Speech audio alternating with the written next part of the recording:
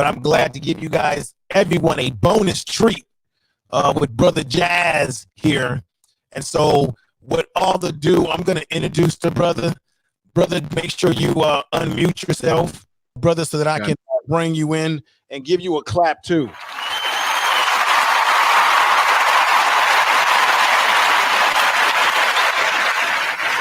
All right. Information. Tell the truth. We're going to tell the truth tonight. Oh, man, Brother Jazz. Look, man, we just had a conversation before we came on live.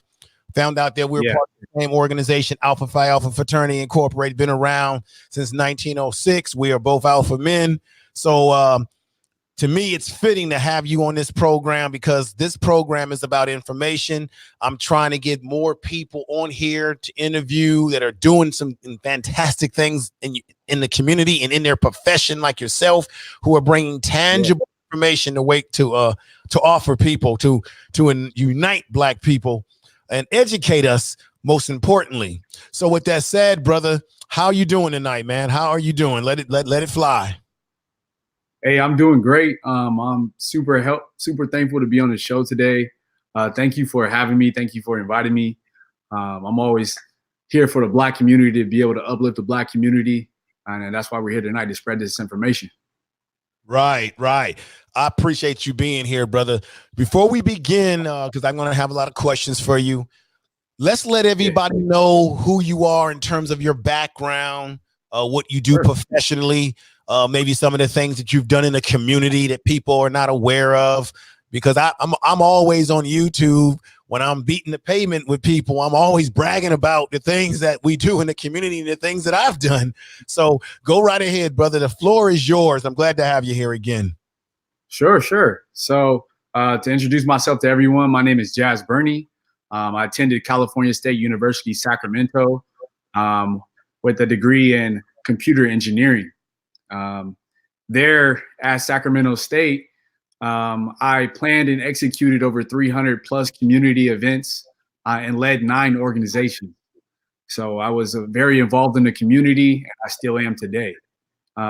Professionally, today I work as an engineer at Intel, managing about $100 million business for Intel, selling into the high performance compute, storage and networking space. These businesses are global. They're all over the world. And I'm also the CEO and co-founder of It's Blase. It's a networking and events platform for tech millennials in the Silicon Valley. And I run that on the side as well. Just got back from the Forbes 30 Under 30 conference, fresh off that, fresh off the Intel High Performance Compute conference, fresh off the supercomputing conference in Denver, Colorado as well. Just got back last weekend. So super involved in the community and in business and in technology. Okay. Let me make a little bit of an announcement here for Screen Learning. I'm glad to have you here, brother. Glad to have you here. This is the thing. The StreamYard sometimes has these problems where it doesn't process the sound right. And this is something that the guys that created this system, I should have probably brought you on my OBS system, but this is a problem that they're going to have to fix. It's none of my equipment. Everything I've got operating up here is professional stuff. It's StreamYard. StreamYards has a problem sometimes with the popping. So what I'll do, I'll go in and edit what I have to edit.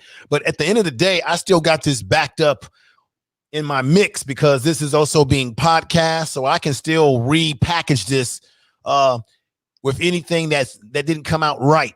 And it's going to have some popping. Can everybody in the chat room right now that's coming in, as people are coming in, can you please let me know if the sound is a little bit better now? The StreamYard has issues, but the last stream I did, everything came out fine. So just put a yes if everything is sounding a little bit better now.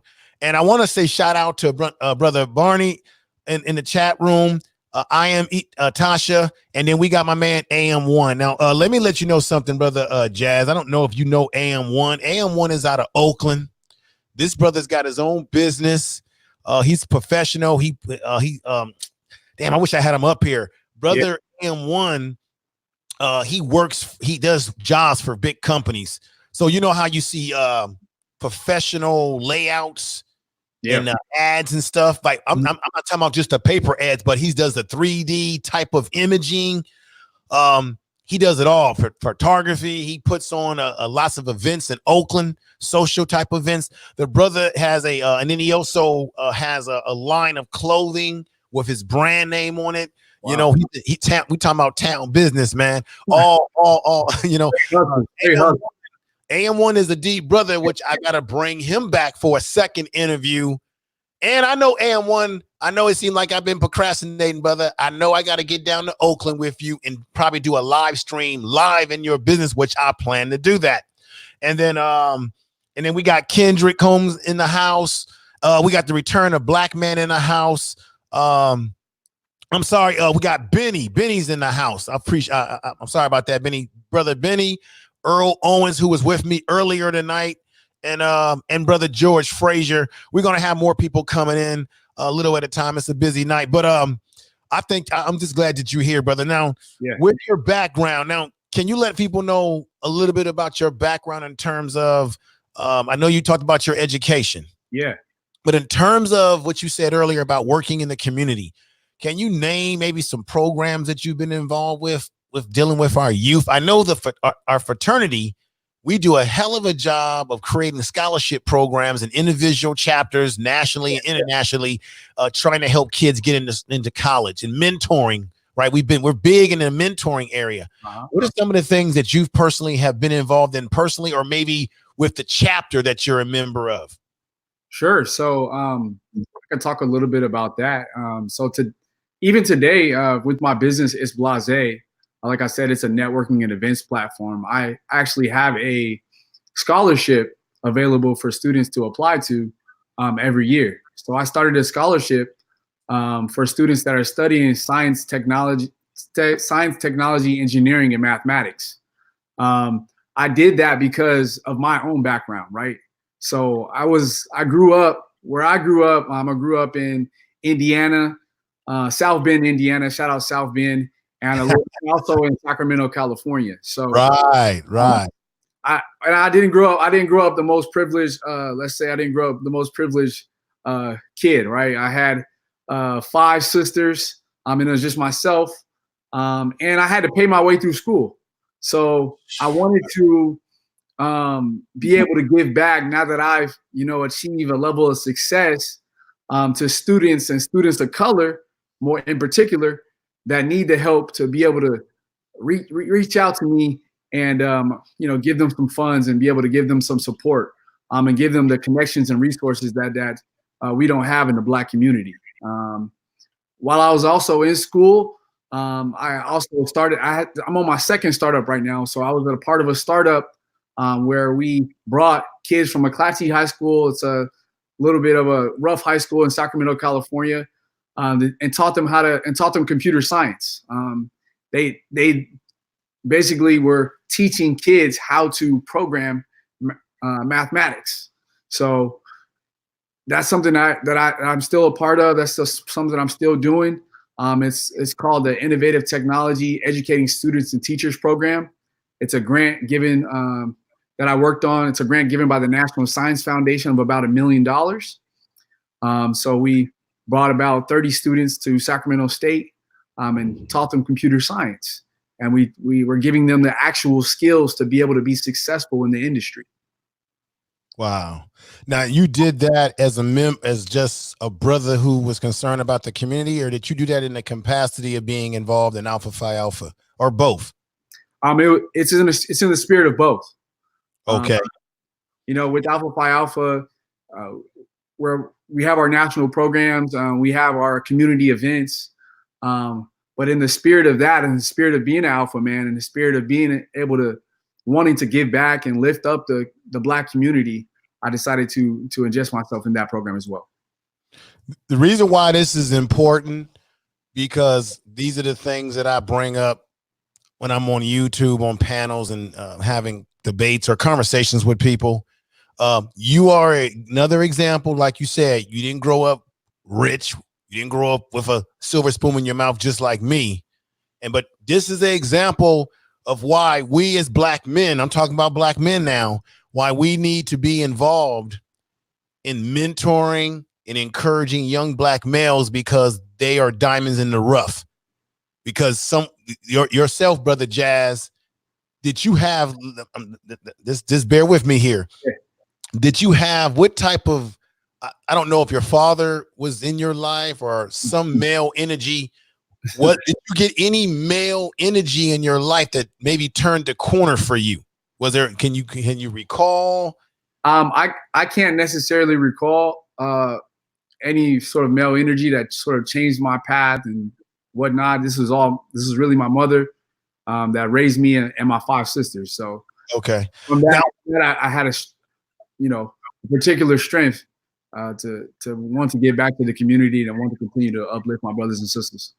Okay, now when you became a part of our fraternity, wasn't anything about being connected with Black men on that type of level, doing some of the things that you're doing already, successful Black men, did that have a big impression on you? Oh, for sure, 100%. That definitely had a great impact on me, wanting to connect with Black men, elite Black men, and have my name in the history books and have my name a part of the community and being able to give back. Yes, exactly. The legacy that Alpha Phi Alpha carries is immense, and I'm continually adding to that legacy and carrying that legacy forward. Right. You know, one of my favorite alpha men is Paul Robeson, the Renaissance man himself. Of course, Dr. King, Thurgood Marshall. I could go on and on and on with some of the folks that have come through our organization. And the late Dick Gregory, peace to the brother. He's a member of our organs. I could just go through a list of people that will blow people away, that people will look up to, that have been influenced by the organization. But let's get into it, brother. Technology, which is so important for us. Tell us about this phenomena, this powerful reality, this growing global thing here. Not a thing, but a reality, which is AfroTech. Yeah. So AfroTech, really, it's a groundbreaking sort of revolutionary experience for Black people in technology. If you have a startup, if you are an entrepreneur, if you are even remotely interested in technology, if you're an engineer, it's about the collective power and culture and innovation in technology.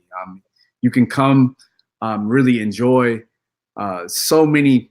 There's 10,000 people came to Oakland, California, all Black techies. I mean, they have some amazing speakers. And it's over a period of really a week, and some of the biggest tech conferences in the world, the biggest tech companies in the world are a part of this particular conference. I mean, we're talking Google, Facebook, Microsoft, billions. They move billions and trillions of dollars. They're sponsoring this conference. There's over 100 plus sponsors at this conference. They're actively recruiting for jobs. They're actively trying to get more Black and brown leaders to come and engage, and it's just a phenomenal amount of programming. I mean, there's a massive amount of speakers. There's a pitch competition for Black founders. They connect to Black venture capitalists.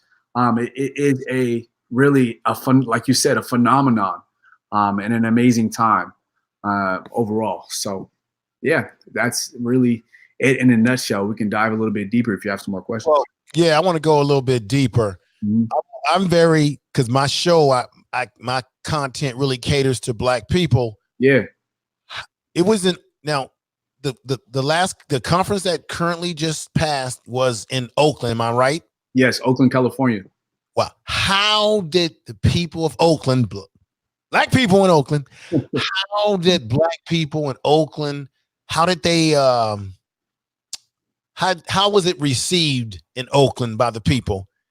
And that's one question. And the other question is that I want you to talk about some of the things that you saw in the conference that was innovative in terms of what Black people are doing in this area of tech, that you had a chance to kind of either talk to people, network, give us some details about that. But how did folks perceive the conference? I think Oakland embraced it greatly, and I think AfroTech embraced Oakland greatly. It was really fantastic to see, like I said, 10,000 Black people come in this conference, and I felt that they embraced the culture of the culture and the spirit of Oakland um, in a fantastic way. It was just beautiful to see. I mean, you don't see it every day. I don't see it every day working in the technology space. They say, hey, there's not enough, Black people in technology. But coming there, you felt really at home. Let's just say that you felt at home. Okay. Yeah. Wow. Let me do a couple of shout outs here. We got my man Tony Smith in the house. Thank you, brother, for being here. And we got Perry Taylor, who's in the house. Thank you for being here. And then we got ERB Fashion 101. You said sorry for being late. It's no problem. We're all living our lives. There'll be people that'll be coming in. The chat room will fill up as it fills up. And plus, a lot of people will watch this on the repeat. So I'm just glad to see you all here tonight. And we got my man Earl Owens is in the house. Oh, I'm going to say it again, Return of the Black Man. Thank you for being here. Again, Tony Smith, man, I haven't seen you in a while, brother, but I'm glad to see you in the chat tonight. And once again, we're talking to my man, Jazz. Now, this is important. This will be podcast for those of you out there listening or will be listening to this on the podcast.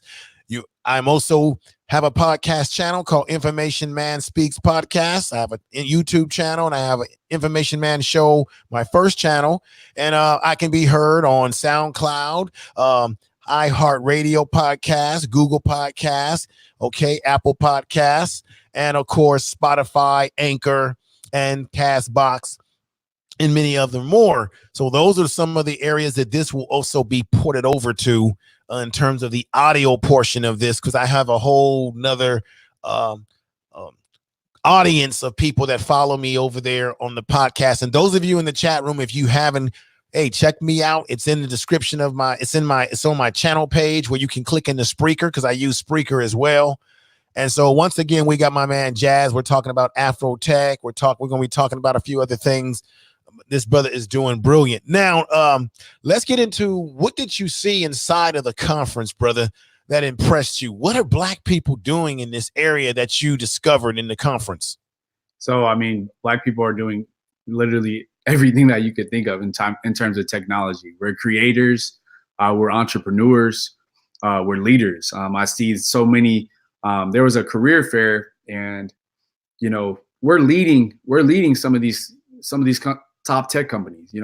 We are in there. We are we are leading the employee resource groups internally. We are infiltrating the recruitment of our own people. It was fantastic. One thing that really stood out to me was a brother named Delane Parnell. He is the founder and CEO of a company that he just raised $100 million from, called Play VS. Okay. What they're trying to do is create esports as an official sport in all high schools. So esports is video games, of course, and gaming. He's trying to he created this company from scratch, and being able to literally, you can have a varsity letter in esports. This guy's really changing the game. He's really, like I said, he raised $100 million. He's the CEO and founder of the company. Wait a minute. I know who you're talking about. That's a young brother that did that. Right? Yeah, I seen a guy, I was supposed to do a YouTube video about that brother. Yes, I remember reading an article about him maybe a year or two ago. And this is fantastic that you're bringing this up, brother. I'm sorry to cut into what you said. No worries. It's an interactive conversation. When you said that, it just, some light bulbs went off, and I said, wait a minute, I remember reading about this cat. Yeah. That's fantastic. Let's continue on where you were, brother. Just said something went off in my head when you said that. Go ahead. Yeah, so it's really groundbreaking that what we're doing in the technology space, what folks like Delane are doing, and everyone is really doing it for the culture. You see so many people really becoming creators, and really not being afraid to talk to venture capitalists, and not be afraid to even become these venture capitalists and gain this capital that's needed for our community and being able to uplift our community. So it's really fantastic to see, and I'm so thankful to be a part of it. I'm also thankful to really add to it as well, as a founder and as a creator, and as a Black techie and as an engineer myself. Now, let me ask you a question. We have for long said this in the Black community. You know, sometimes Black people, when they go to school, will tend to go into the social sciences, you Mhm. know, basic kind of not to put those things down, because we need teachers, we need, you know, people doing those type of jobs. But I actually work as a rehab therapist in mental health. I've been in my profession for over 25 years, That's and powerful. I particularly deal with guys in the prison environment here in California who are having a lot of issues, and I'm dealing with them in that capacity, helping them. And I've also worked with kids, seniors. So I've worked with a variety of different populations, not just guys in the prison population. And one of the things I remember, you know, being a part of Alpha and just my own personal endeavors, is that we need more Black people, particular young Black males, because we know that females, if I'm wrong or correct here, correct me, a lot of females are really, Black females in particular, are really taking off in STEM. Yeah. A lot of them are going, but the problem is the young Black male is sort of, I don't know if I'm saying this right, is kind of lagging behind somewhat. And we need to push our youth, females or males, but particularly males, to Yeah. get into the sciences and the STEM and all of it, and not just the social stuff, because we need to be prepared. I did a video about this. Are Black people prepared for the future? Right. Now, from what you're seeing and your experiences so far, do you believe that we're ready for the future?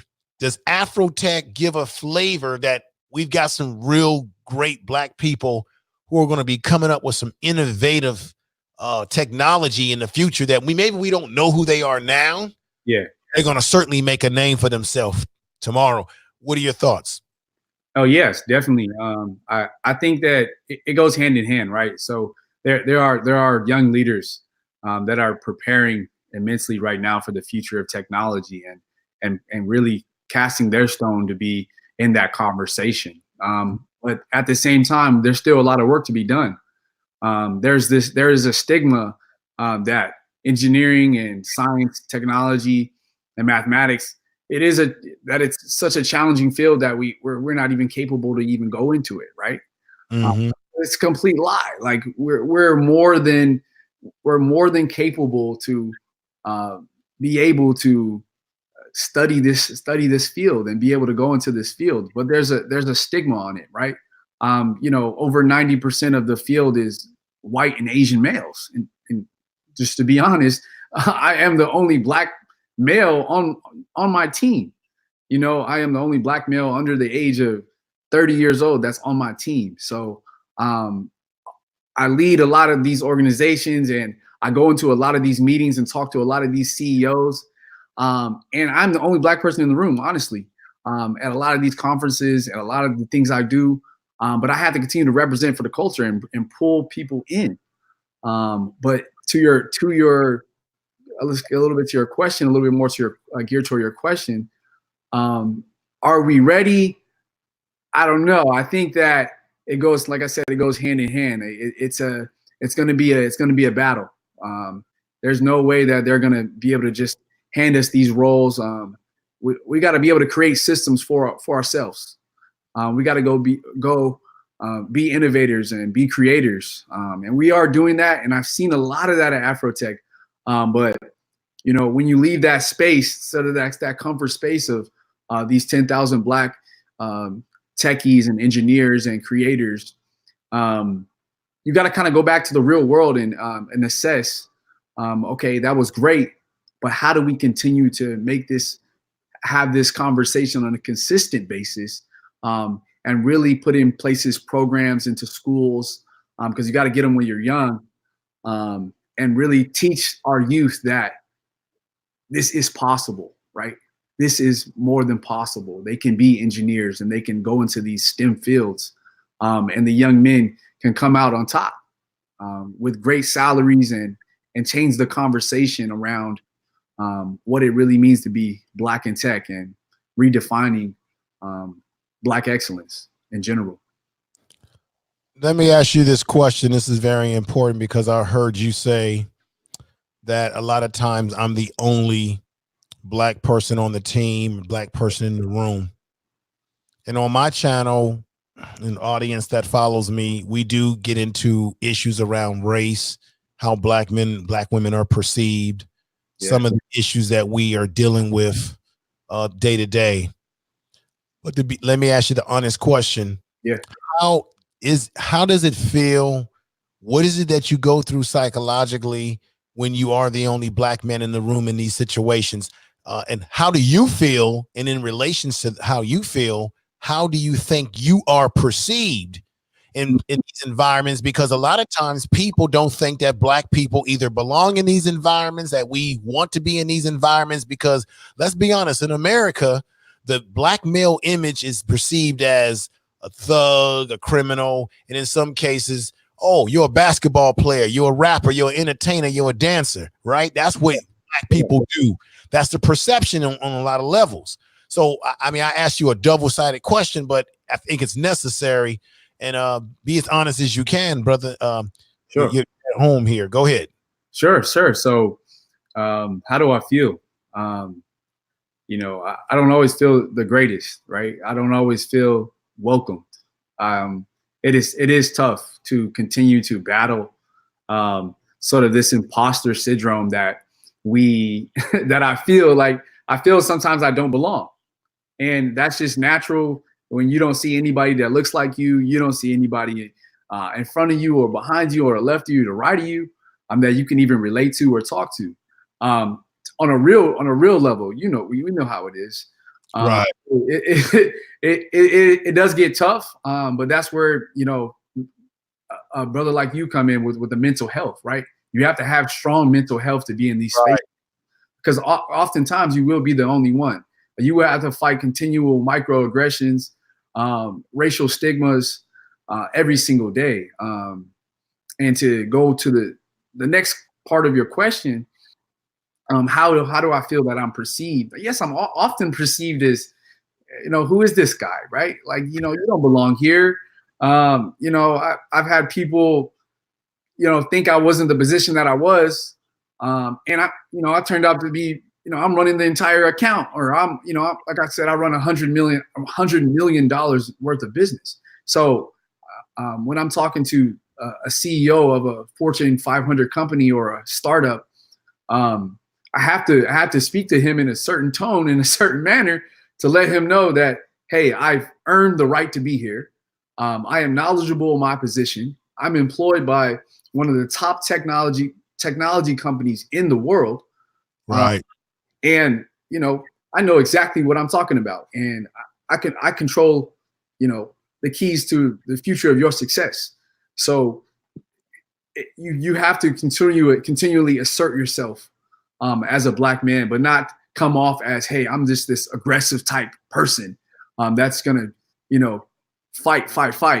But it's more of, hey, I'm gonna continue to add value to the business and add value to you, and it is a it is a head button sort of conversation a lot of the times.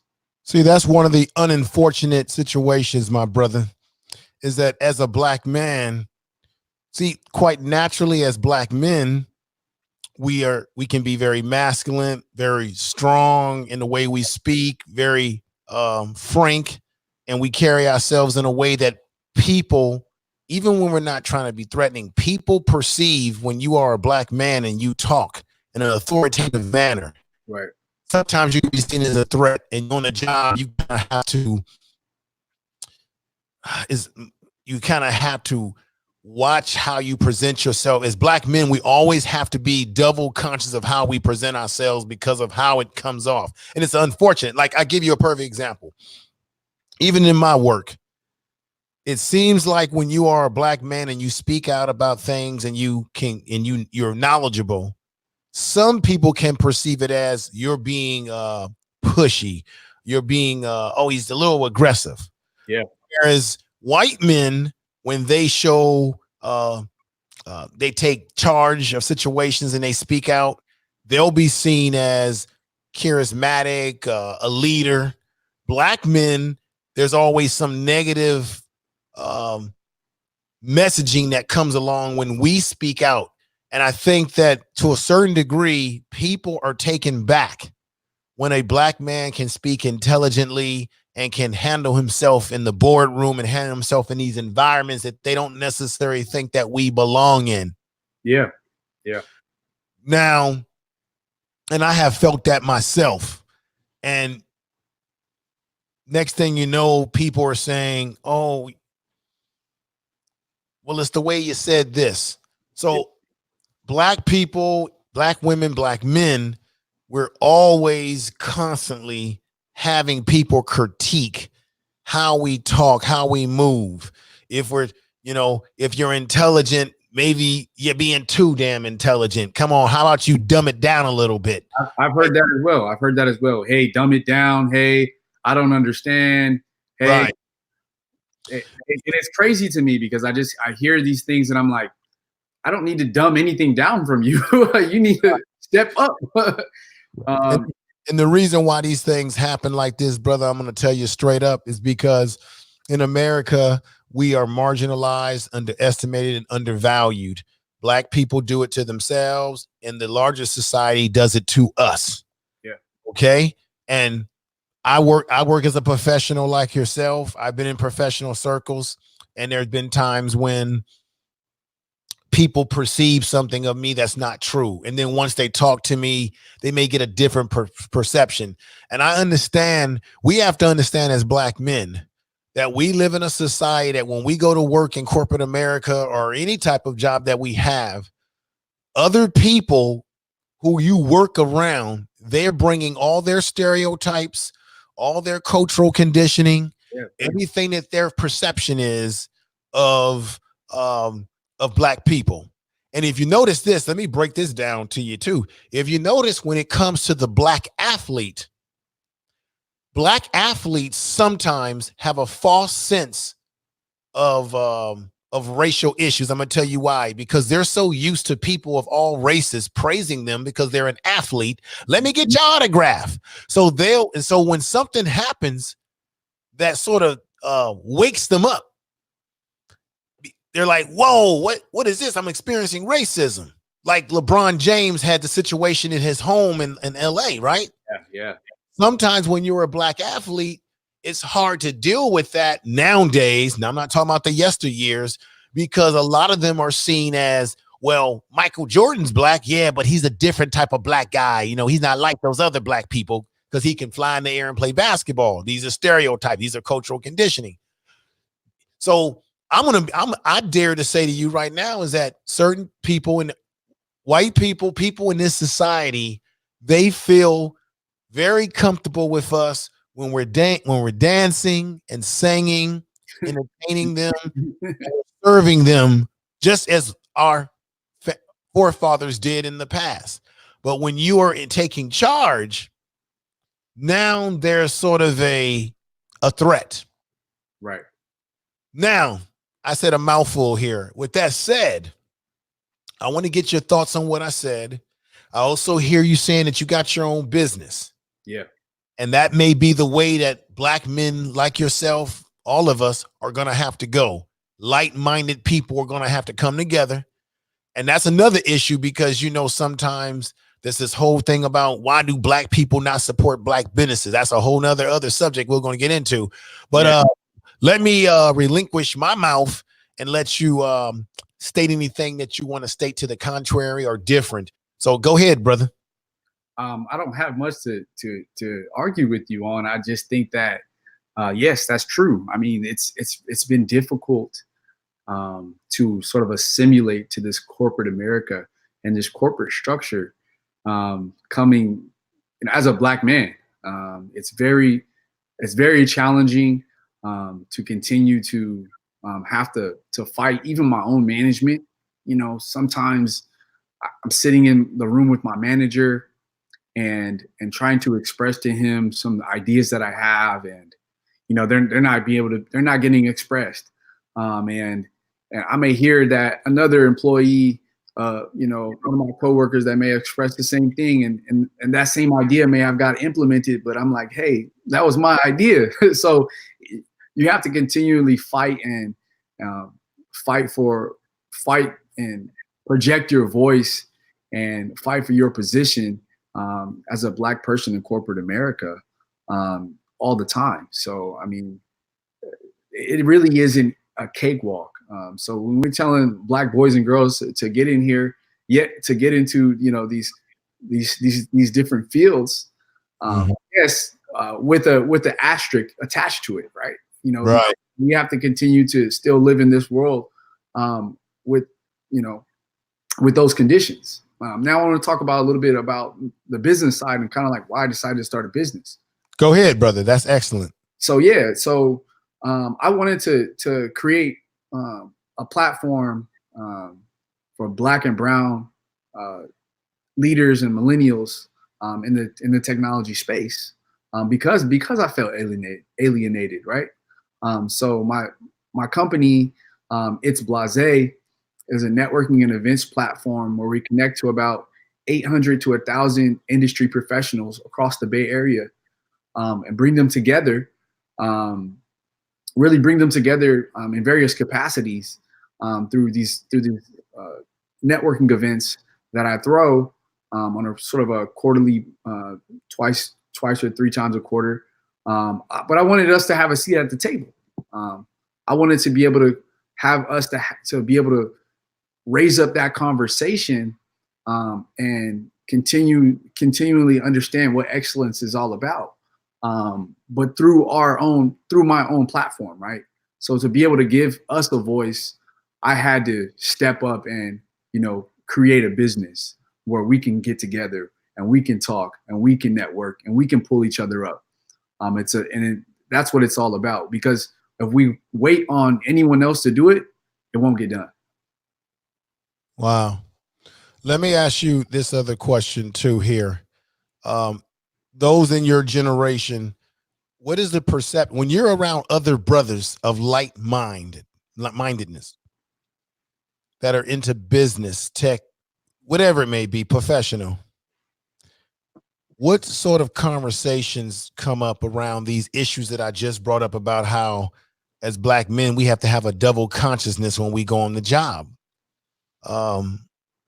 What is the conversations that your peer group that you're having? So my brothers and sisters, you know, we definitely empathize with what, you know, what we hear around the office. We talk about that. We're very open. We talk about our salaries. We talk about, you know, the challenges that we face every day. You know, we talk about our management, and some of us that are in management, we talk about, you know, how we're perceived, right? Like we said, like we talked about earlier, it's really important because your image is and your name is all you have, and especially in the technology space, these jobs are not easy to get and keep. The workloads in and of itself could be, you know, 12 to 16-hour days, depending on the position. And you're taking your work home with you. You know, you leave the office, and you know, a lot of people are still on email. A lot of people are still on phone calls and conference calls, because it's a global business. You know, I might be on a call with someone in India or you know, someone you know, someone in Europe. You know, I don't know.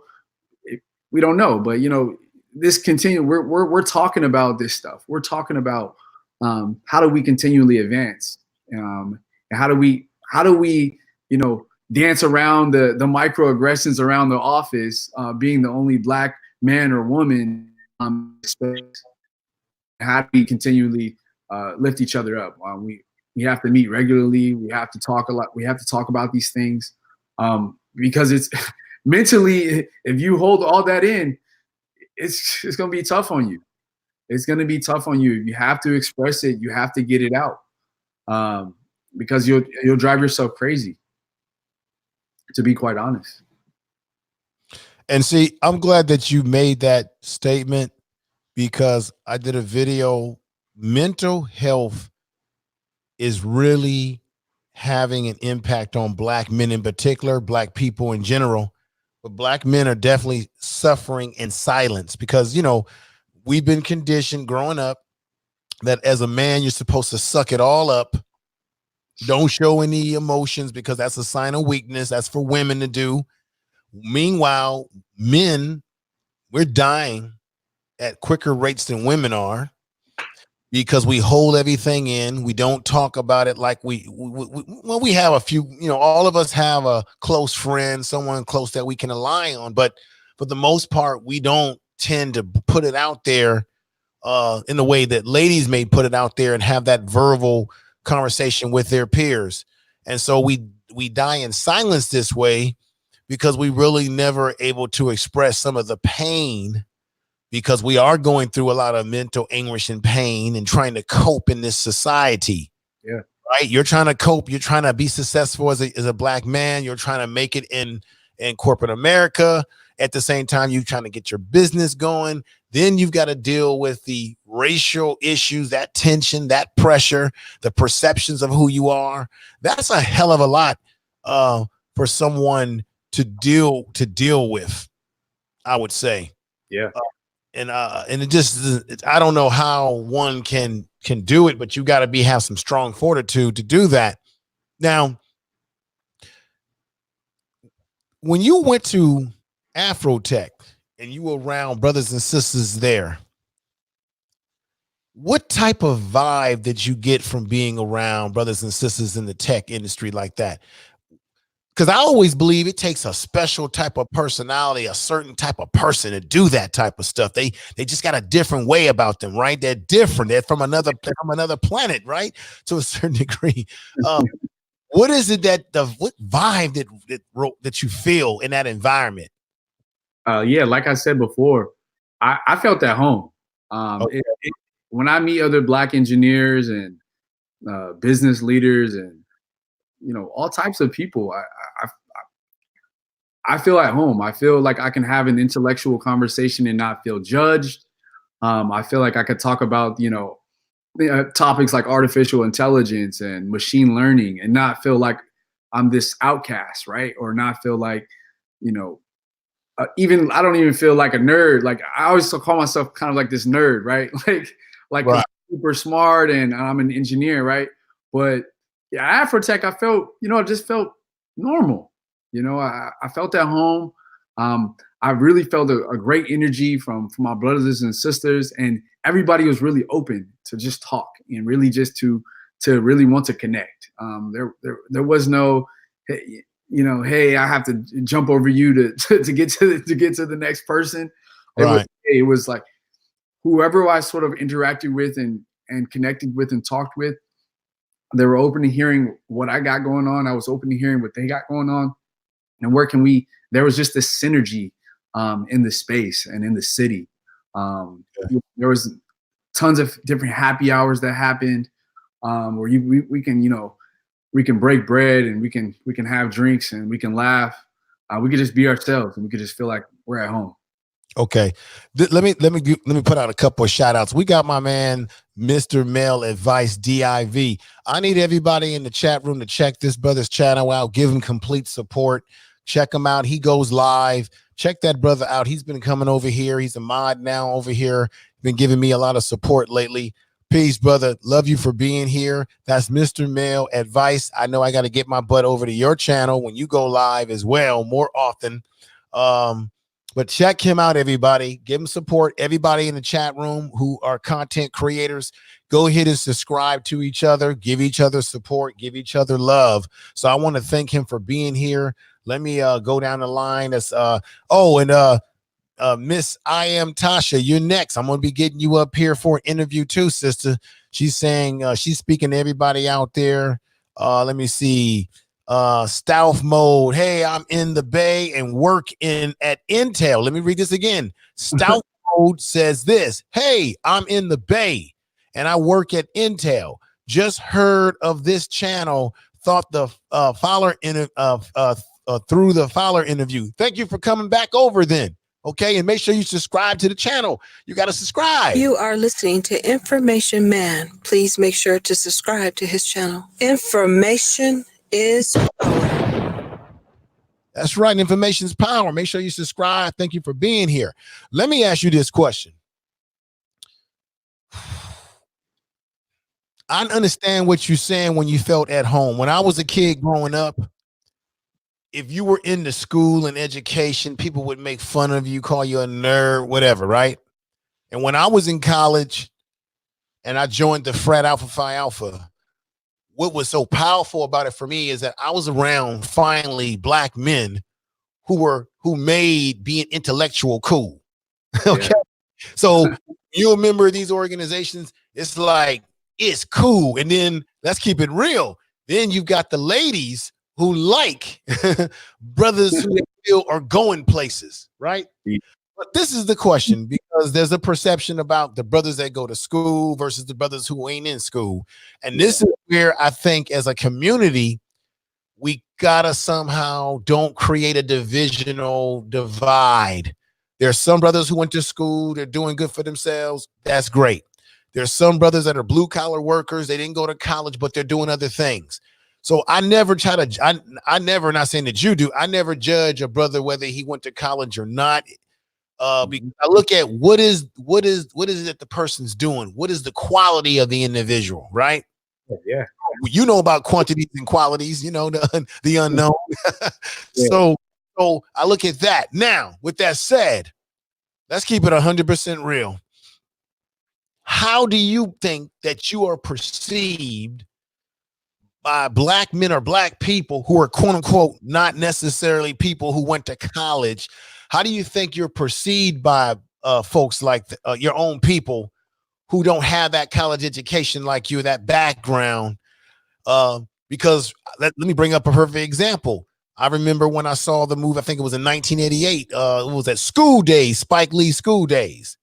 And there was a scene with what's my man? Golly, the actor. Come on, somebody help me in the chat room. Samuel Jackson. Okay.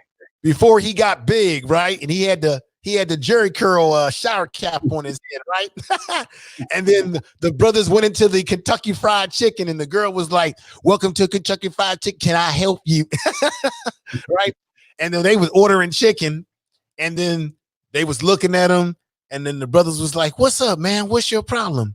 And then Samuel Jackson character said, it's you college niggas. It's you college niggas like you who I can't get a job because of you college niggas. And y'all look down on us. I was born here and y'all look down on us. Now, with that said, as I give you my version of Samuel Jackson, have you experienced that? You've gone in communities working with youth where people who are not necessarily went to college, have you ever felt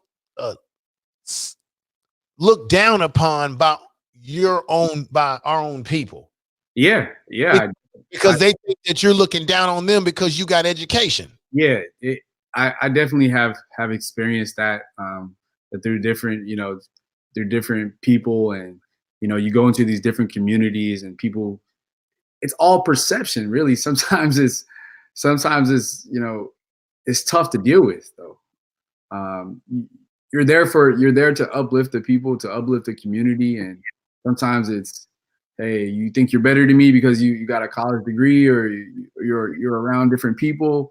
For me, it all starts and ends with a conversation. I think that to break that down, how do we continually break that down is we have and invite people to our own space, to our own world. It's all perception. At the end of the day, let's have a conversation about, college. Let's have a conversation about work and skills and trade, and how the United States and how the world really is operating, and how do we continually, position ourselves both. You know what I mean. There's knowledge out there. It's like like you say, information is power. I don't care however you get the education. Whether you got that through a traditional sense, or whether you got that through a off the streets. All information is power. I think that if you continually educate and inform each other, no matter through every walk of life that you come from, we can lift each other up, and we can break down some of that. Right on. Let me give a few shout outs here. Brother Earl Owens, who just super chatted me. Thank you, brother. Thank you for the super chat. He said there's not enough of us, because he works at Intel as well. Says there's not enough of us. The brother who came in by the name of Stauf, he said the same thing exactly. There's not enough of us. And that does concern me, brother, because I'm looking at where are Black people going to be in the future, because the future is certainly going to run us right over if we're not prepared. Let me give a shout out, and I got to ask them a question here to let me see. OB Kids.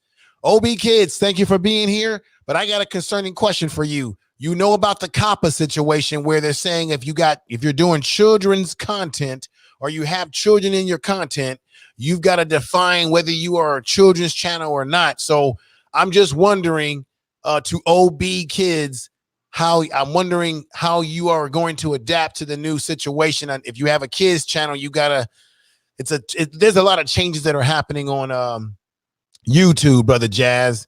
Yeah, that's impacting certain content creators. And if you are a person that do kids content, they're making all of us marked, like this video right now is being marked as not for kids. Okay. Because the COPPA we got the FEC, FTC, they're coming down hard on whether you're putting kids in your content and how that impacts. So that's another thing that's impacting us. And we know that YouTube operates on all these rhythms and these computer simulated things. It's kind of crazy. But let me ask you this, brother.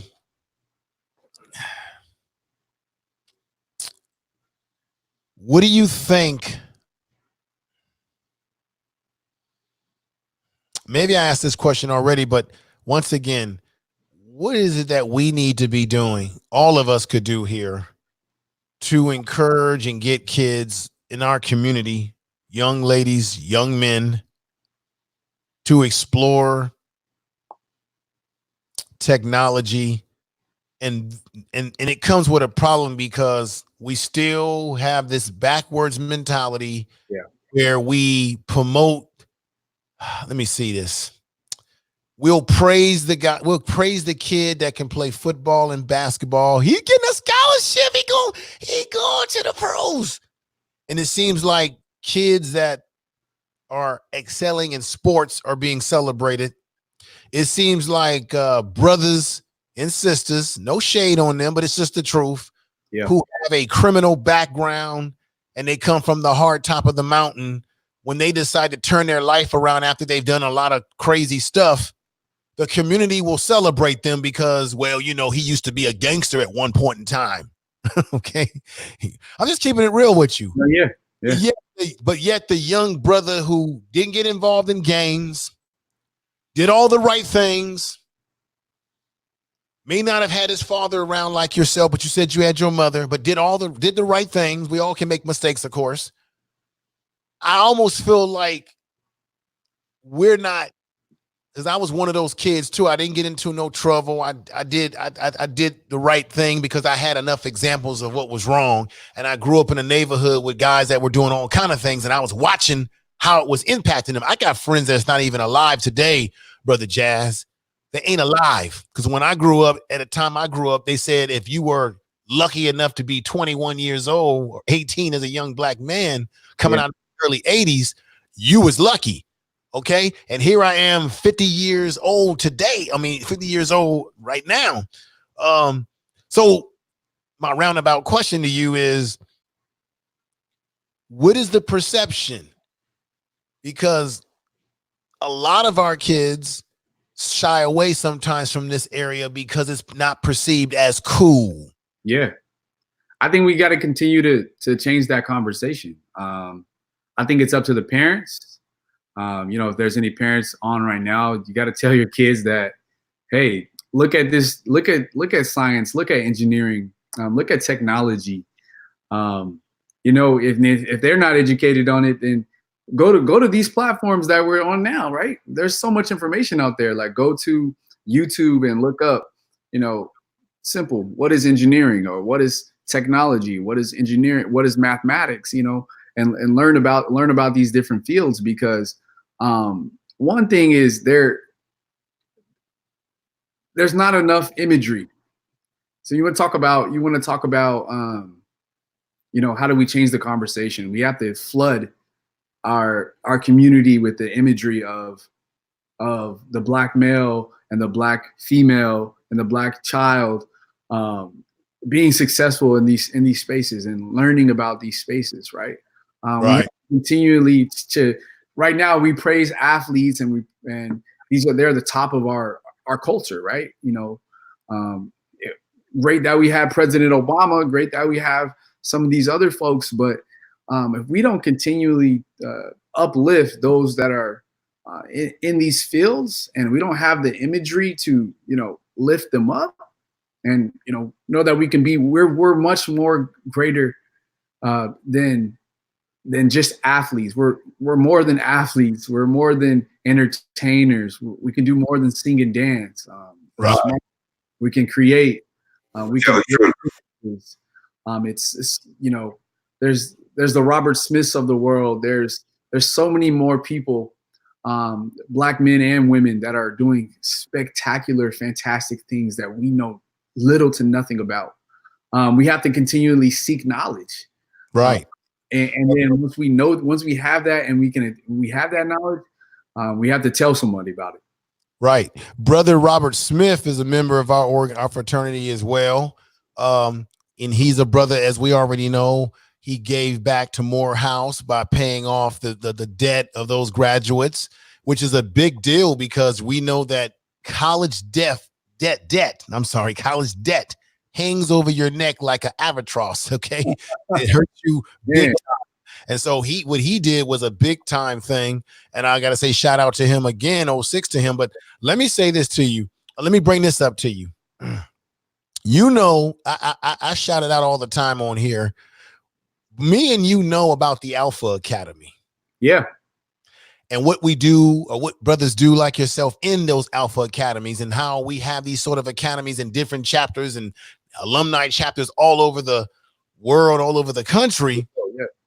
Give me your perception, because my perception of the Alpha Academy is that you've got young Black kids, young Black males and young ladies who are standing face to face with brothers of different professions. Right. They're able to see someone who's doing something that they either inspire to want to do themselves, or they don't know that they can do, because let's be honest, Black children grow up in this country and they're told you can't, no, you can't do that, you can't do that. Oh, you want to play basketball? Yeah, you could do that. Even though you're going to be competing for 10 spots on a team with thousands of other guys, which is bad odds. You have a better chance of becoming a neurosurgeon, okay, than becoming a professional athlete. But that's another story there. So give me your perception of the Alpha Academy, because I think what the brothers are doing in the Alpha Academy is powerful. I set up on YouTube on panels and have debated, have gotten into foolish conversations with people talking about what Black people ain't doing, what we can't do. And I know the opposite of that, because I have had the experience to be arm in arm with brothers like yourself who are doing amazing things, and Black men that are taking money out of their pocket and getting kids into school, getting kids out of trouble. Matter of fact, brother John, in my neighborhood, I remember he told me that he was involved in a program where he was getting kids late at night that were getting into trouble. Mm-hmm. And instead of them going to the police department to get a police record, he was trying to deal with them and counsel them so that they would not, instead of them going to the police. That's something that the Alpha chapter has done with brothers doing those individual things, keeping our kids out of that pipeline. You know what I'm talking about? The school. So if we can cut them off, and that's what I noticed about the Alpha Academy, because there was a pipeline into the schools to target the young black males in particular, and young ladies who were kind of on that edge. Yeah. And if we can get to them before they fall over that edge and end up in the prison industrial complex system, where I have to then counsel them and say, what can we do to keep you from coming back to this environment? We're trying to stop it. Yeah. So when I've been on panels and I've been on YouTube and I hear people saying things, I know that they don't know what they're talking about. And I can also tell that they haven't really been involved in community efforts to change this damn narrative. Yeah. Now, brother, give us your experiences with trying to change that narrative. Yeah, we got to continue to change the narrative. My experience, I actually was in the Alpha Academy as a kid. Whoa, wait a minute. Stop the presses. See, everybody, now I'm going to have to, I'm going to have to say, I told y'all so. This is a brother that's a product of the Alpha Academy. Yeah. And I think he's doing damn well for himself. Now, let's get back to the future presentation. Now, brother, tell everybody what the Alpha Academy did for you, because you said yourself that you didn't have your father in your life. Your mother was the shining person, and your sisters. But what did the Alpha Academy do to transform you? So yeah, like I said, I was in the Alpha Academy as a kid, and going there on a Saturday, right, instead of going to, get in trouble with my other friends in the corner, I sat and listened to the brothers of Alpha Phi Fraternity Incorporated, and they designed various programs for me to really just get engaged, to really challenge my thinking. To really get me to have that role model as a young kid, that was invaluable to me, because now I could do, like I said, I was an intellectual kid. I wanted to think. I wanted to be able to ask questions and not feel like I was bothering someone. And that's what the Alpha Academy does. It gives these kids that are a little, like I said, a little on edge. I was a little on edge as a kid. We didn't grow up in the best neighborhoods. It gives you just that opportunity to explore. Even to this day, I've introduced science, technology, engineering, mathematics in Alpha Academy, and mentored young boys and girls, and taught them about the STEM fields, and taught them about how to really survive in this world. So it's an amazing sort of few hours on a Saturday, to where you can sit, feed you a meal. We sit you down. We have group discussions around with kids that are around the similar age and the similar grade. We talk to them, and we mentor them about the challenges that they're facing. We talk to them about how do they continually survive in this world, and we design different programs for them. We bring in speakers, but everybody is Black. Black males. It could be firefighters, it could be doctors, it could be lawyers, it could be engineers. Every week is different, right? Every week is different, but there's a flavor of Black success being taught to Black boys and girls. Now, check this out. You said something to me, something that resonates. You said you was one of those kids that was twinkling on the edge. Now, I'm going to pull you up full screen. Okay. Let's get this clearly resonated in people's minds listening to this broadcast. This is the thing. How much do you think, let's say you didn't have the Alpha Academy. Let's say you didn't have Black men, particularly Black men, in the Alpha Academy that you experienced, sort of mentoring you and showing you a different way and being there for you at that time. What if you didn't have any of that? Do you think you would be I'm not saying that you didn't have your own drive to be successful. But Yeah. do you think if you didn't have those things that you would be sitting here right now talking about, I've got my own business I'm working on and I've been in this boardroom, I'm handling $1 million accounts. Do you think you would be in this situation if someone did not come in your life and say, you know what, this guy is a diamond in the rough. Let's just do a couple of things here and there. And this kid's going to resonate and shine naturally. Would just give him a little bit of a push. Do you think so? No, actually, no, because No, wait a minute. I'm trying to prove a point here because I be saying this on YouTube when I'm on panels with people and they be trying to underestimate this shit. Like black people just all ratchet. Like it ain't no hope for us. Let's burn. Let's have a conversation about that because I got a lot of influence from the Alpha Academy. If I didn't have the Alpha Academy, I definitely could have tilted off to the edge here. I got a lot of influence as a black boy. You get a lot of influence from male, right? So my influence at that time could have just been my friends who were goofing off or doing whatever on the corner, right?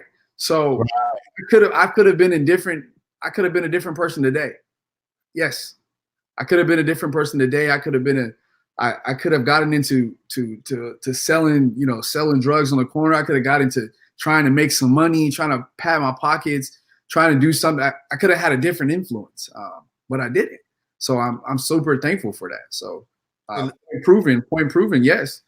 The Alpha Academy had a dynamic influence on my life.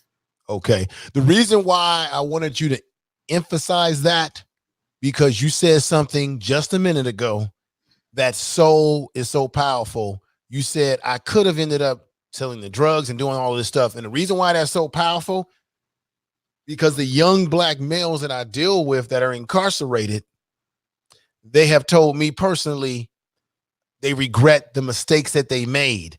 They wish that they would have either listened to an older statesman in their life, or they wish they would have had a father or some male energy that could have gotten to them to turn them around. And they said what happened is that the gang became their father and their family. And now they're in prison. The gang ain't doing nothing for them. And they're saying, wow, I've made some mistakes and I'm dealing with depression. I'm hearing voices. I'm isolated from my family. I want to harm myself, hang myself, cut myself. This is what I deal with, brother. I have seen, and a lot of folks in the chat room probably not either believe me or not. I have seen things in the 18 years that I've been dealing with that population that most people do not see that a human will try to do to themselves.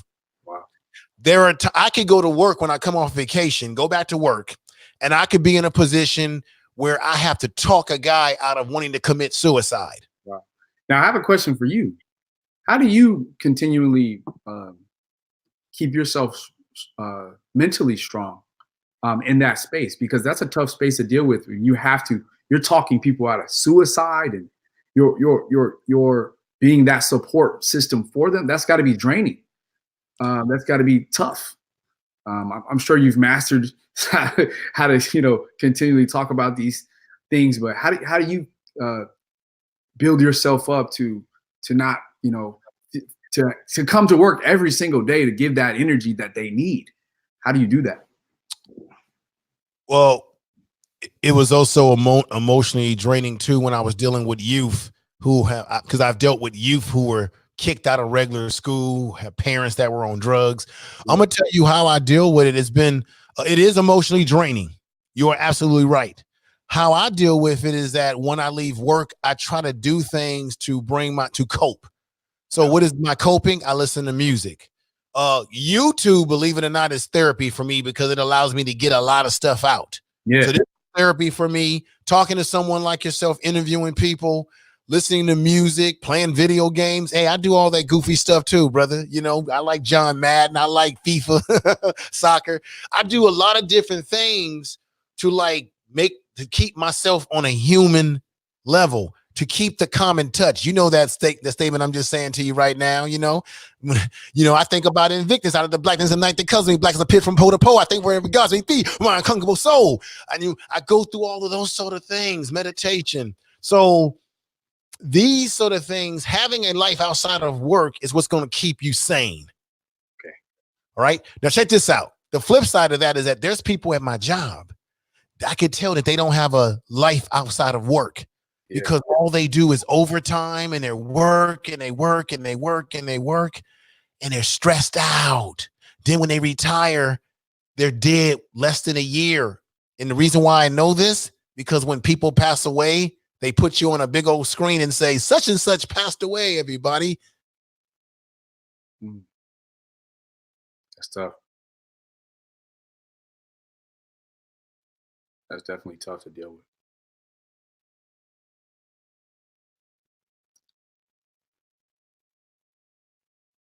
Did I lose you?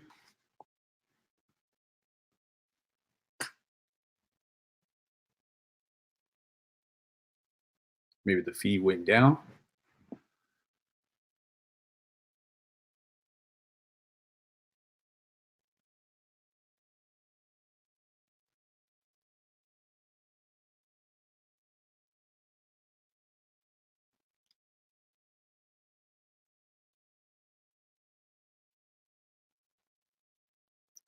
Looks like the feed may have went down. Just give them a second to bounce back. Technology isn't perfect, so let's give it a second.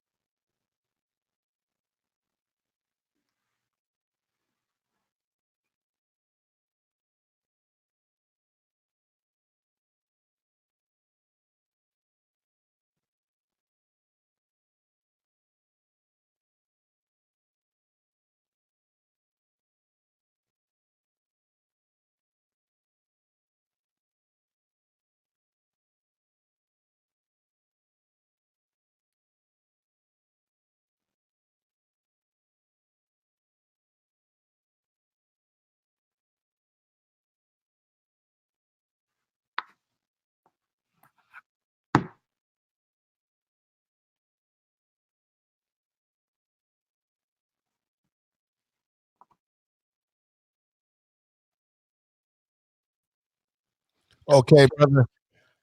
Had some technical problems. Something happened where my computer shut down. Okay. And it kicked me out and I had to reload the computer and come back in. So I want to apologize. No I was trying in the chat to let people know that I'm coming back in. These technologies are, I don't know what the hell's going on. I'm probably going to have to probably have to look at my computer because this happened to me once before and see what's going on. It totally kicked me out because the computer shut down, but I'm back in. I'm glad that you stayed on the screen. Yeah. And, God, but this is what I'm going to do. I've got enough in the podcast recording. That's fine. That's saved. That's fine. I've got that locked away in my system. So that's still good. This video is still good. It's just for that moment I was popped out. I'm sorry. Yeah. But you heard me say earlier, and everybody in the chat room, I apologize for being popped out of the system. My computer had shut down. Apologize for that. But you heard me run off at the mouth a few minutes ago, brother. You got anything you want to like add to that as we come to close to conclusion tonight? Yeah, I think we have to continue to keep our mental health very strong. We have to continue to uplift our Black community, and it starts with just yourself. You worry about what you can't control. You worry about how do we continue to uplift each other, and how do we just put one step in front of the other day by day. I'm an advocate for baby steps and progress. I think that if we continue to work towards the goals and continue to change the conversation and change the narrative around science, technology, engineering, and mathematics in our communities, that we can continue to be great. Okay, brother. Let me tell you what I'm gonna do, because I'm gonna have to have you come back on from time to time and talk about a variety of issues.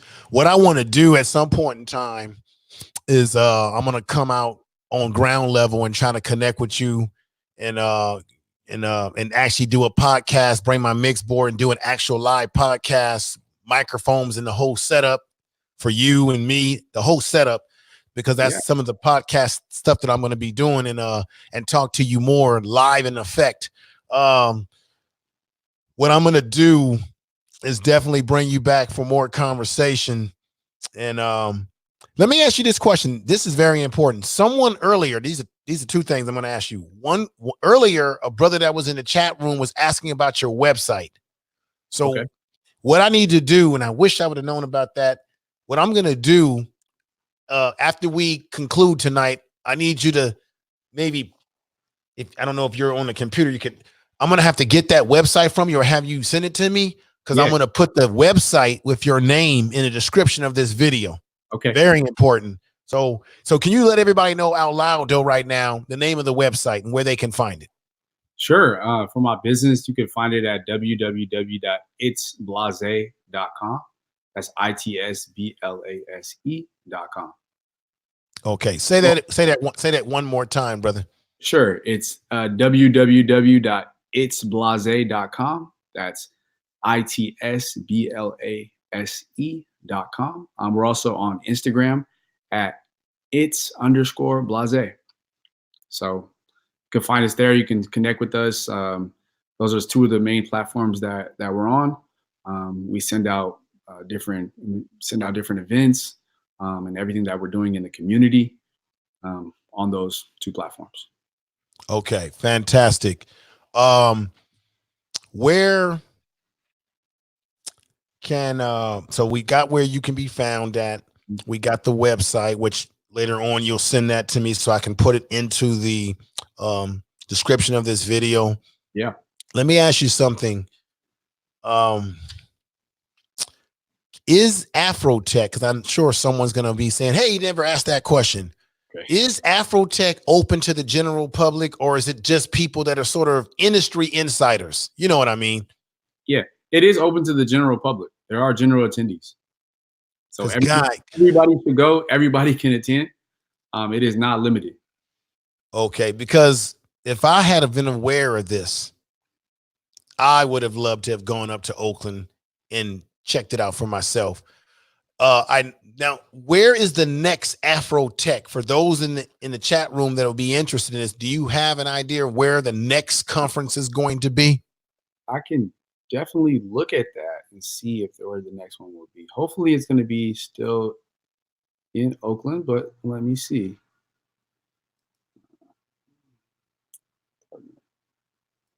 Let's see where it may be. Just give me a second.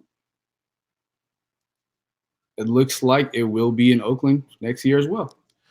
Wow. Let me ask you, maybe I should have asked this in the first place. Did AfroTech get its foundation in Oakland? Is that where it was founded at originally? I know that it was founded in the Bay Area. I don't know particularly if it was Oakland, California, but the founders are based in the Bay Area. So it started out here, yes, in the Bay Area. Okay. Well, I'm going to tell you right now, brother, this is what I'm going to do, and I hope I can do it. I plan to go to AfroTech. And I'm going to bring my microphone. I'm going to bring my portable podcasting recorder, and I'm going to try to like interview people there. And I'm going to be looking for you there. I'm going to try to go there and bring my show on the road, and at least get some recordings and some video of the whole thing that I can put on my platform and podcast as well with anyone that I can talk to there. It's going to be an amazing amount of content. It looks like it's November 12th. To November 15th. So November 12th, 8 a.m. to November 15th at 5 p.m. in the Oakland Convention Center, which is on 10th Street in Oakland, California. Okay. So folks, for those of you who do live in the Bay Area, live in California, Northern or Southern California, AfroTech is going to be in Oakland 2020 at the Oakland Convention Center. People are flying in from New York City. People are flying in from Texas. They're flying from the South, everywhere. Right. See? So everybody, this is something you want to check out. This is what And I did, everybody, if you take your phone and you Google AfroTech, you can find a lot of information about it because I did that myself. So there's a lot. So for those of you that are kind of like on the fence about it, do your research. From what I gathered, this event is going to get bigger and bigger. It's going to explode. Because what I saw, I was very impressed with it, brother. And I mean, fantastic. What about the connection to Africa? Does AfroTech have any connection to the continent and what brothers and sisters are doing over there in tech? Is there any connection? I know they have different workshops and sort of symposiums for those brothers and sisters from Africa that are at the conference, right? So right. There's different programs. They're expanding it immensely. They're going to be adding a lot more, and I'm sure there's more synergy to come. Okay, let me say shout out to I am Tasha. She super chatted me. Thank you, sister. Thank you for the super chat. I really appreciate the super chat. And we got Fooling with Fluffy that's come in the house. Had to come through and say hello. Hey, sister, Fooling with Fluffy, thank you for being here. If you have not subscribed to the channel, please go ahead and subscribe and check it out. I got some good things going here that you may enjoy over the coming time. I'm going to be having other brothers like this brother here, Brother Jazz, and I'm going to have sisters too. Come on. Now, it ain't going to just be brothers. I'm going to have sisters too that going to bring a powerful perspective. Matter of fact, I got two sisters, one that I'm supposed to be interviewing that I had to she had some problems with her technology. This is a sister goes by the name of Authentic Talk. She's a motivational speaker, powerful. She'll be on here. Then there's a sister that's a podcaster who goes by the name of Brandy Joy, a voice to be reckoned with. She's going to be coming to my platform as well. So both of them, you'll see them as sooner or later. You'll see them on here. Wow, man, this has been a exciting talking to you. What makes it even more special is to find out that you're an alpha man as well. We're both part of the same fraternal organization. So we have a lot in common, a lot of personal things that we can chop it up even off of here. Experiences that we've gone through in the process. And brother, you know what's coming up for us, brother. We got the Founders Day coming up December 4th, a cold day on December 4th, 1906 at Cornell University. So I'm glad to have a fellow brother, and everybody in the chat room is a brother and sister to me, but I'm glad to have you here. I'm glad you could give up your time and that you weren't this brother that had your nose in the air. I'm big time. I'm handling $1 million account. Who is this guy who calls himself information man? Get the hell out of here.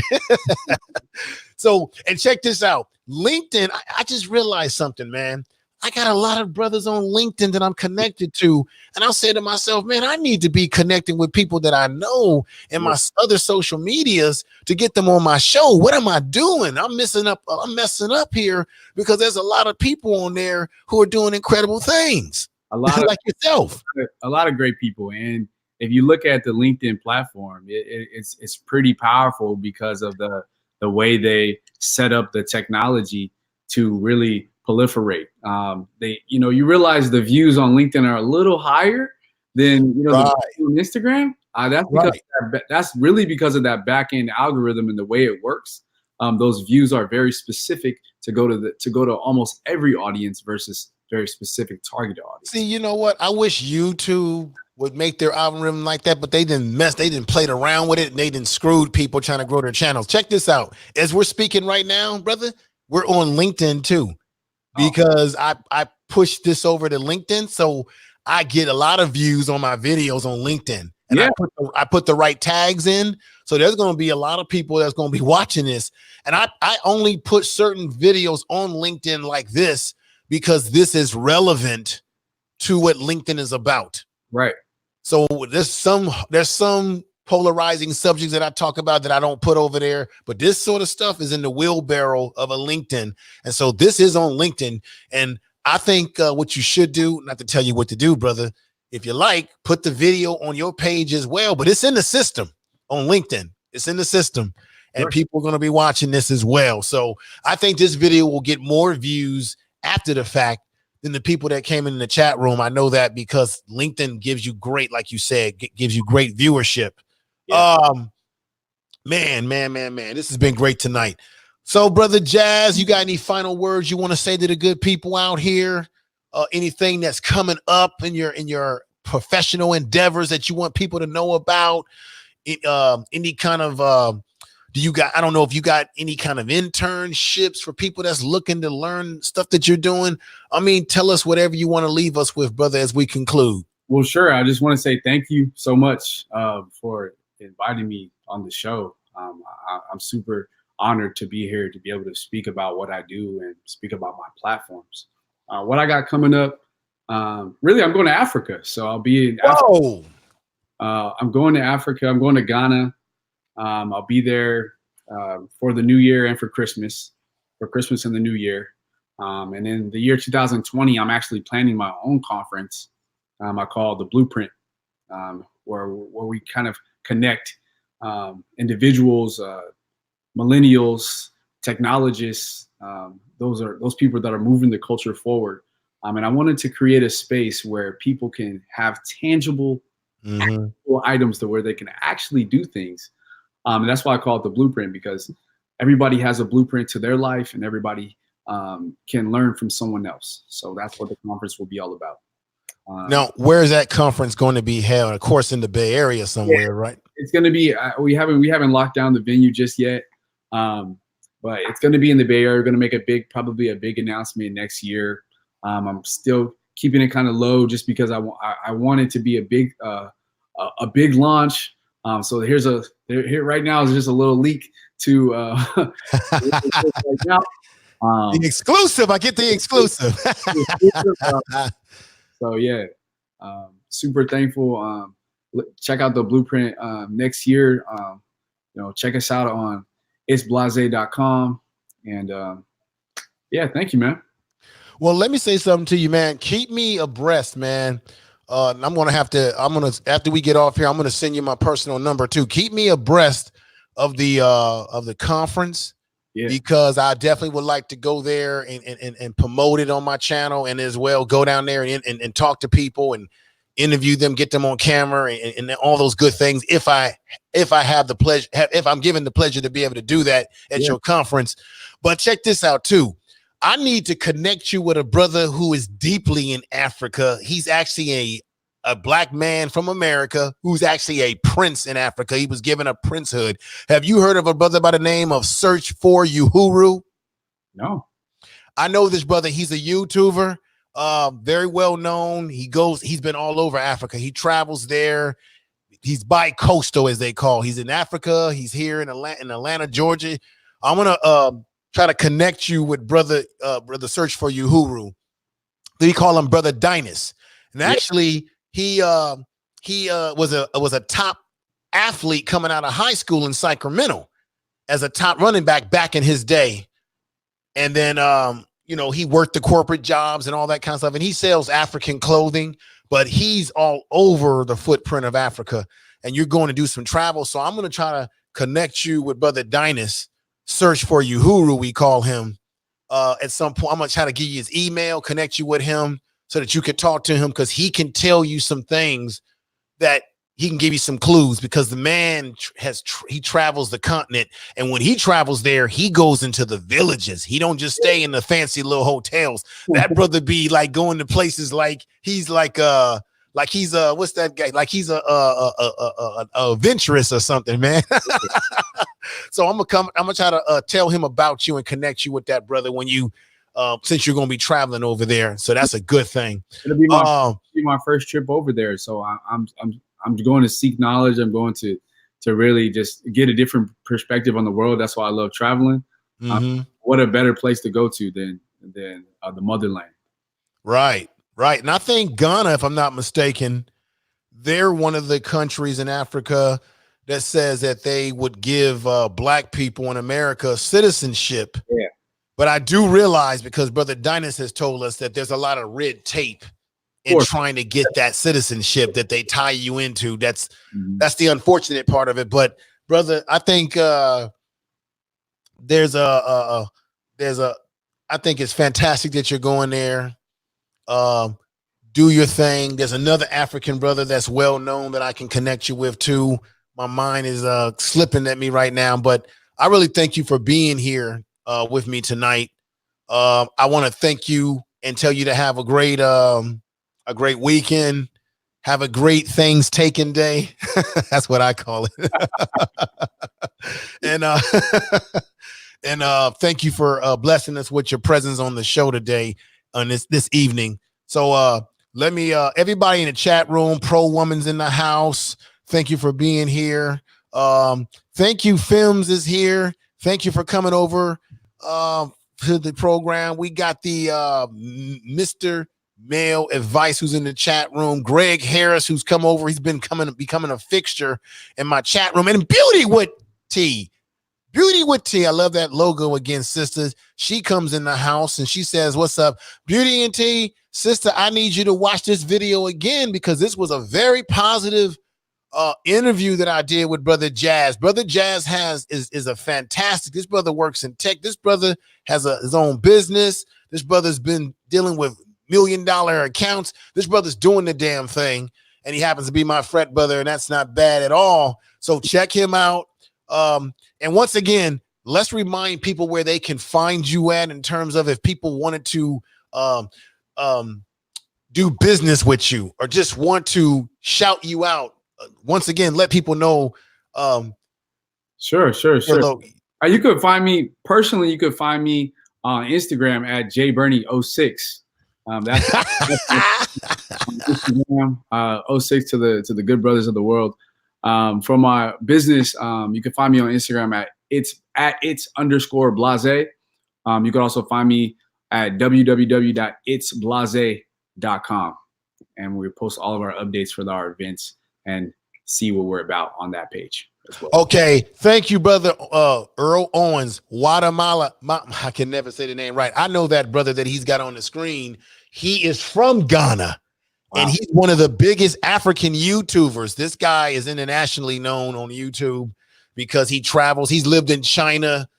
He's been all over. He's another person that I know that I should connect you with because you're going into his country and he can definitely give you. So what I got to do is I got to connect with these brothers and pass your information on to them or pass their information on to you and have you network with them and what have you. So that is fantastic. With that said, this is the Information Man program tonight, Information Man show and podcast as well. Thank you, everybody, for being here. This was a double feature today where I went live 2 times within a few hours of each other. And I want to thank everybody that's come to both live streams, that's been here with me most of the day. We got my man Jazz in the house right now. The brother is doing the damn thing. We'll be back at this again, Brother Jazz. Thank you for being with us, brother. I appreciate it. Everybody off the grill, thank you for being here. Let me see. Earl Owens, I am Tasha. Thank you for the super chat again. Everybody that's come in and come out, thank you. This is the Information Man. Thank you, brother.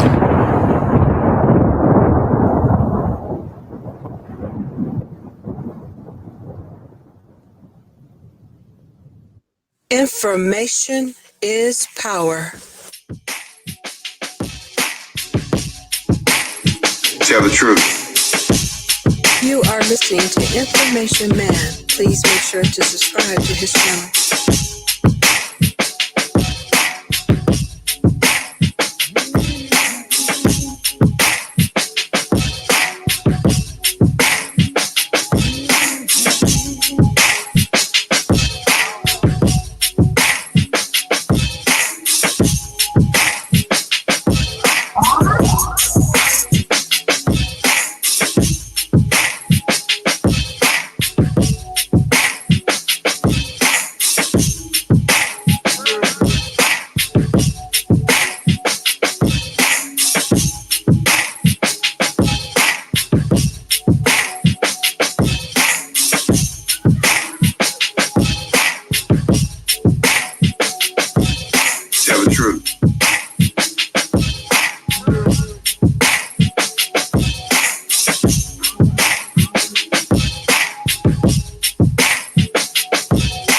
Tell the truth. You are listening to Information Man.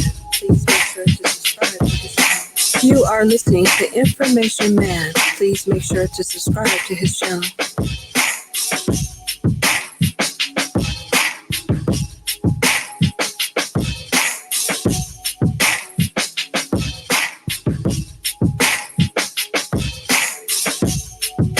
Tell the truth. You are listening to Information Man. Please make sure to subscribe to his channel. Information is power.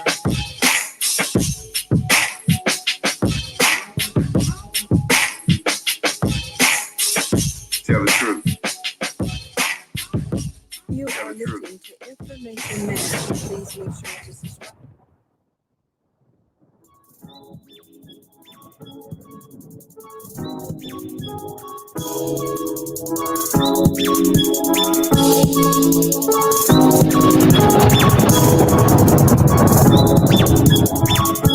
You are listening to Information Man podcast.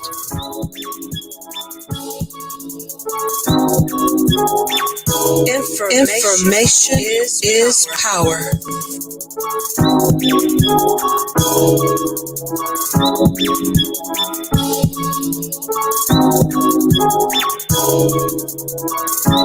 Tell the truth.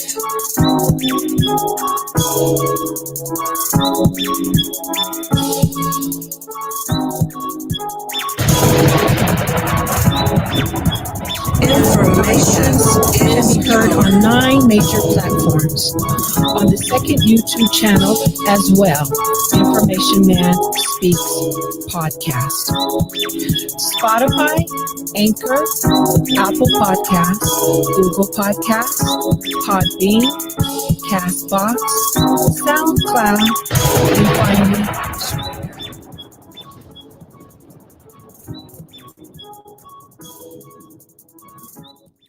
Thank you, everybody, for your support today. I really appreciate that. I really do. Information is power. Information is power.